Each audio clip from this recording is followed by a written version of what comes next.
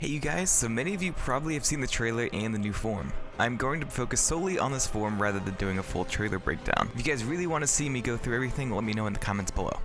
Also, apologies for my voice, I just woke up, so let's move on to the breakdown. The first thing we see is that Sora is holding Oathkeeper and it looks fantastic. Sora uses the dry form animation to go into this form and his pants sport the symbol making up the blade of Oathkeeper. I want to point out something during this animation. While going into second form, Sora's Keyblade does not disappear, but with the Oathkeeper transformation, it disappears for a split second. A very small touch to add, so it's a little interesting. Another small detail is that the symbol on the pants can be seen on the hood of Sora's jacket. Sora's clothes are pure white rather than the dark white and silver of Ultimate form. The HUD is also disabled, so we do not get a look at the name of this form or how it changes the command menu. I wonder if they maybe even change the transformation animation so that we don't really get spoiled on a whole lot of things. Anyways, we then get a look at the aerial combo for this form. The first attack is a thrust forward followed by a slash upwards.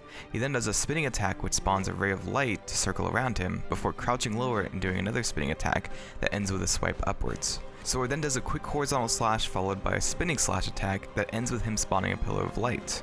He then does two horizontal cuts and another spiral attack.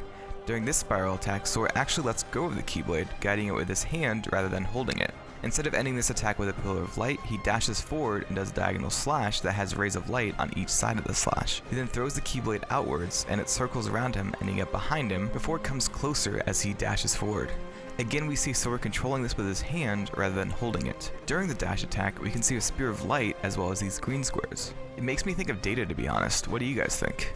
I don't know if this is the combo finisher for this new light form, but it does look very similar to the attack from Ultimate form. So I don't know if they did that on purpose just to make it look similar or draw parallels between the two, but just wanted to point that out.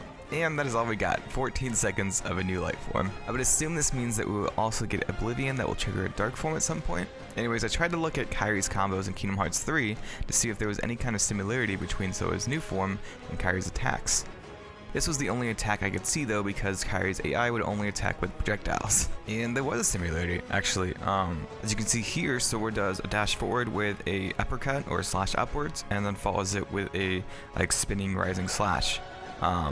Which is pretty much exactly what Kairi does. I don't know if that is evidence for it or maybe just a similar attack style, but I thought that was really interesting. The combo in this new form is extremely fast. It reminds me of Kingdom Hearts 2 combat, to be honest. If we get this Keyblade at a certain point, I would assume it is during the talk we had with Kairi right before the final battles. Anyways, that is all I have for you guys today. Hope you enjoyed.